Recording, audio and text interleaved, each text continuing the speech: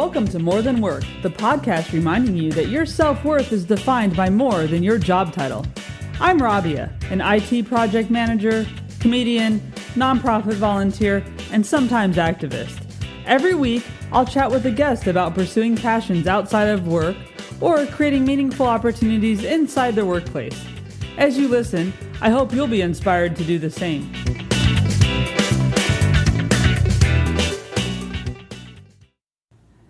Hello, everyone. This is the inaugural episode of More Than Work, and today my guest is me, Rabiah. I think that it's important to tell you a little bit about myself, because if things go well, people who don't know me will be listening to this, and not everyone knows me. I'm not really a household name. A lot of people can't even say Rabiah. It's the traditional spelling. It's Arabic. I have a whole bit I could do about it, but I'm not going to do that here. So I'm starting this podcast because one thing that I found in my life was that I was constantly defining myself by how well I did at work. And I'm not one of those people who has a job that's super important. I'm not saving lives, as they say.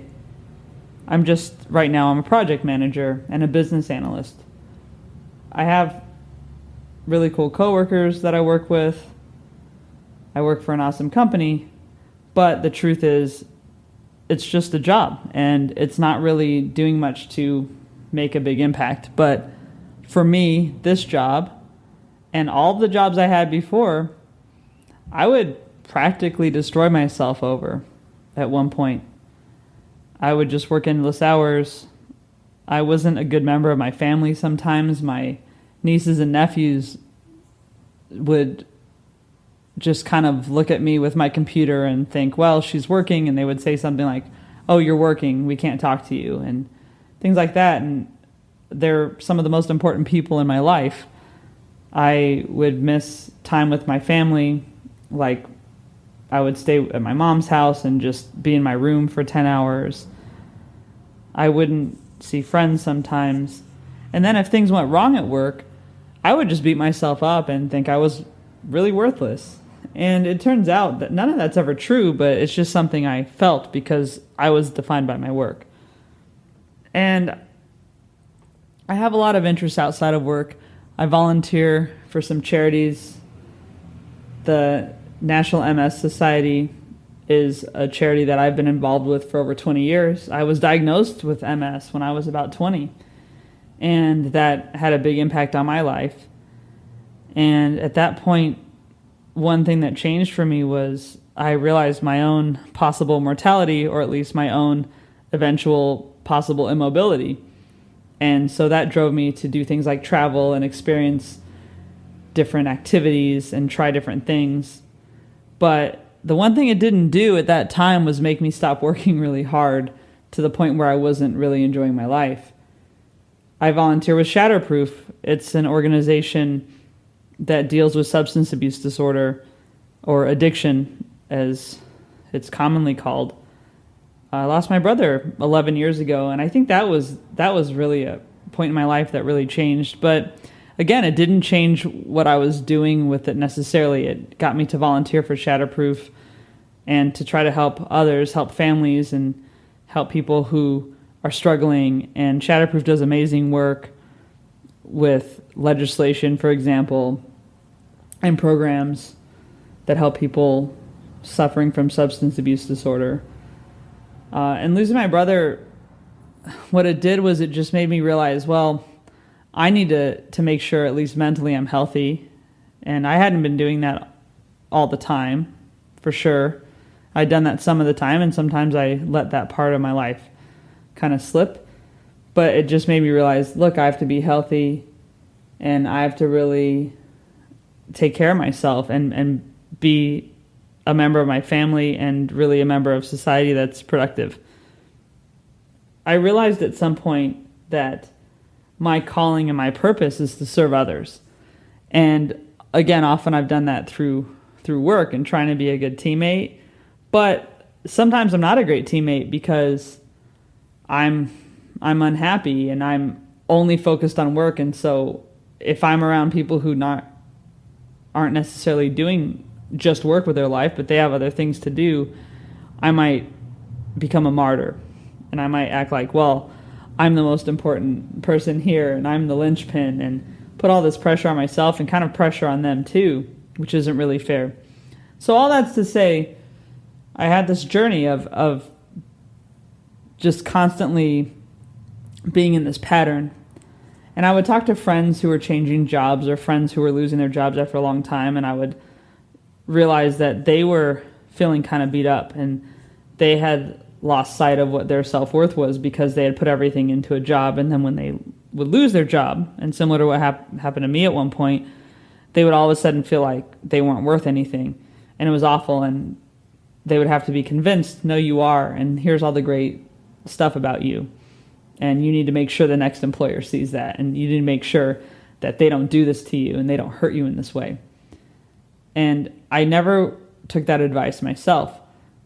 Finally, after therapy, and I'm not ashamed about therapy, so I'll talk about that. I think that it's important people go, and I think it's important people take care of themselves, and that's just another doctor.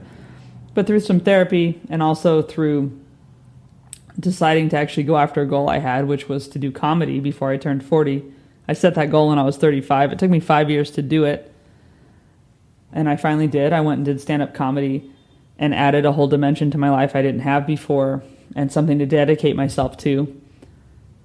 I found, look, I'm worth something else, and maybe I'll have a bad day at work, and maybe things won't go well at work, but that doesn't mean that I'm bad. That doesn't mean that I'm not worth anything. It just means I had a bad day at work. And it's kind of the same thing on stage. If I do comedy and I'm on stage and it doesn't go well, I'm pretty equipped to handle that, to be honest with you, because I never expected it to go well in the first place. But yeah, I kind of realized that my purpose is to serve others, and I can't do that unless I'm serving myself and unless I'm taking care of myself. So, More Than Work, what's this podcast about?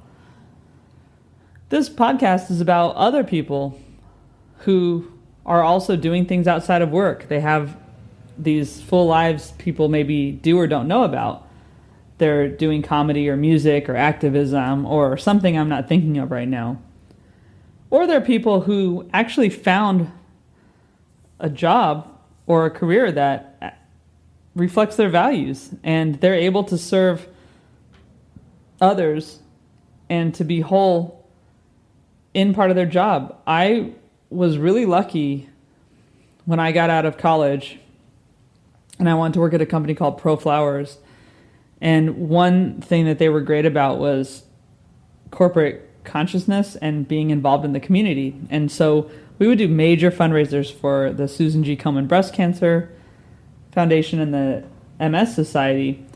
And I met people there who, in their role in a corporation, were handling community events and kind of our community responsibility. One of my good friends does corporate communication, and I've seen her create really special moments for people in her company. And so that's something that's, to me, allowing her or others to have values that they think are important and to reflect them in their work. Now, that doesn't mean that's all you do is work, but it just means that you're able to derive your self-worth and satisfaction from somewhere other than just your job title.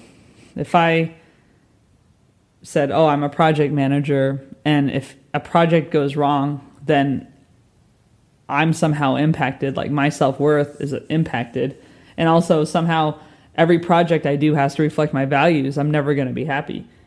But if I can go and say, look, this is just part of me, and the other part of me is that I have this other thing going on, and I'm able to make time to pursue this activity or these activities, or pursue these endeavors that are around charity and community and giving back. In my case, that's not everyone's case, that's not everyone's purpose.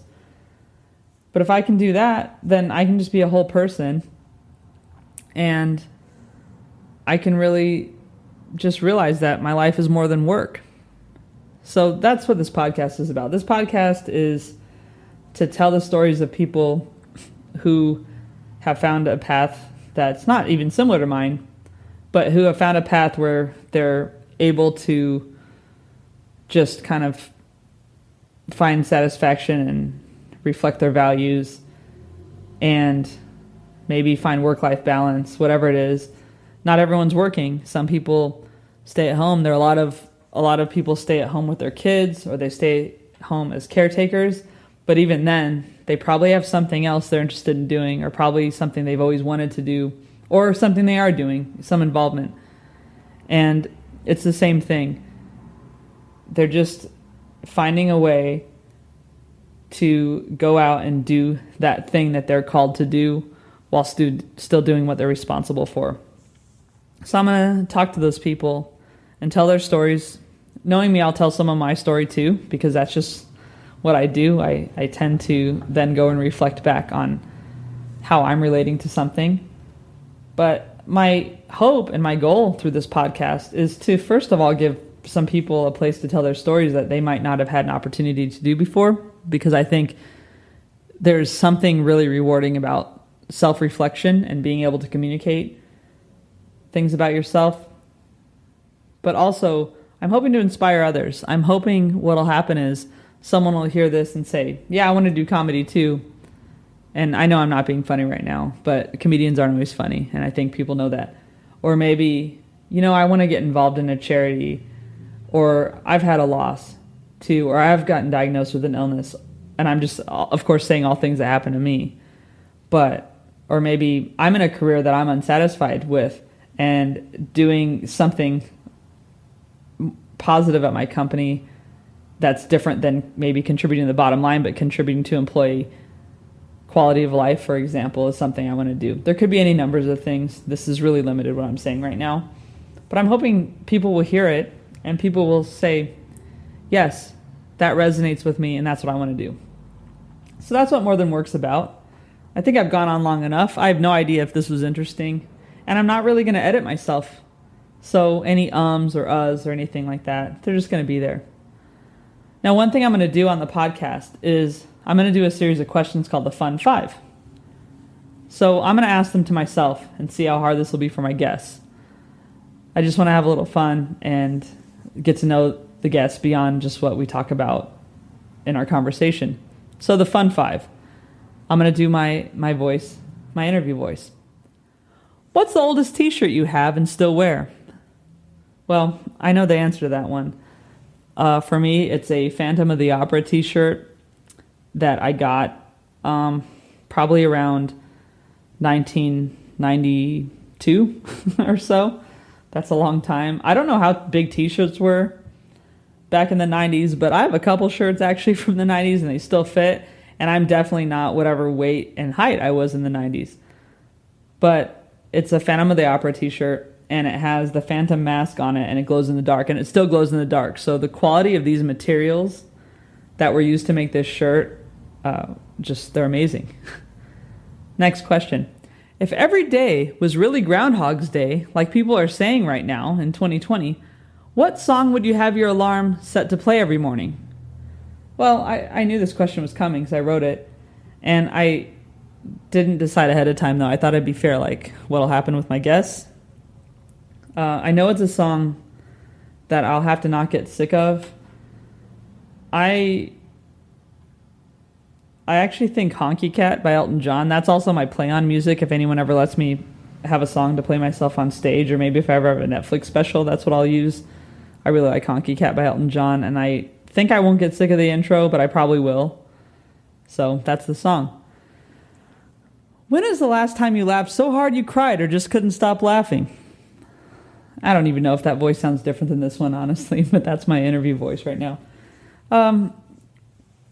Actually, it was just recently, like about a week ago, my sister sent a picture of my nephew in the pool, or not a picture, a video of my nephew in the pool being silly, and he was like, had a chair in the pool with him, and it was, I'm not going to get into the whole thing because he might listen or I might embarrass him, but that guy cracks me up. My nephews and niece, they crack me up. They're so funny, And I'm sure everyone has people in their family, like young people in their family like that. But they remind me of me and my sister and brother when we were little, and we would just laugh, and I was just cracking up, and it was so dumb, and I just kept playing it. And that was the last time I really laughed until I cried. I'm glad no one was here to see that. Next question. Coffee or tea or neither? Well, I'm a coffee person. I live in England right now, so I'm from California. I grew up in Southern California. I've lived in New York and Dallas, and now I'm living in London, England. And so maybe I should try more tea to fit in a little bit more. But coffee, and I just take my coffee black, or I like to get an almond milk latte. But pretty much coffee. Last question. Who inspires you right now?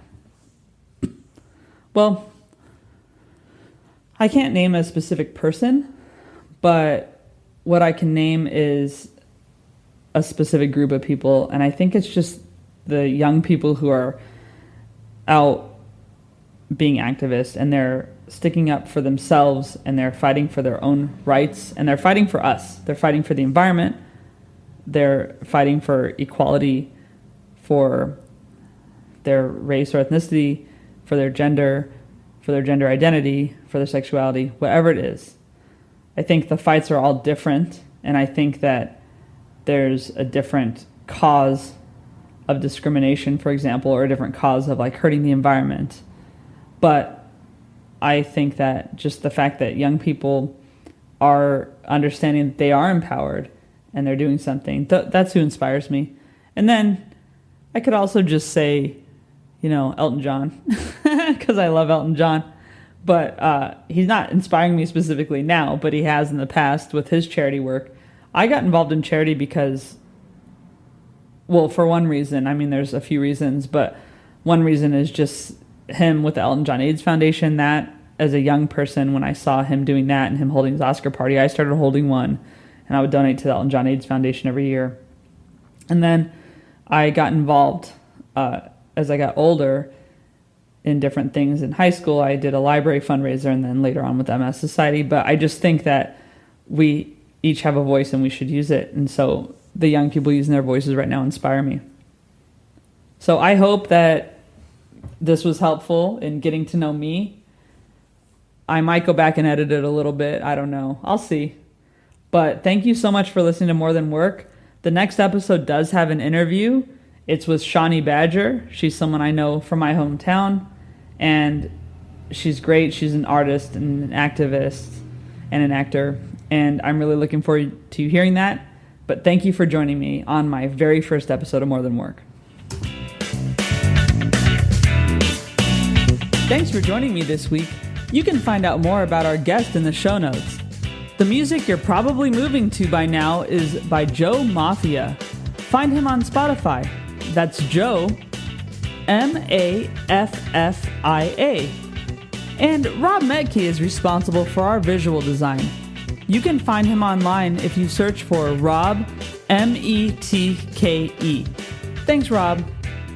Let us know who you'd like to hear from or about your own experiences defining yourself outside of work at More Than Work Pod on Facebook, Instagram, or Twitter. Give us a follow there, and also please subscribe wherever you get your podcasts. Thanks for listening to More Than Work. While being kind to others, don't forget to be kind to yourself.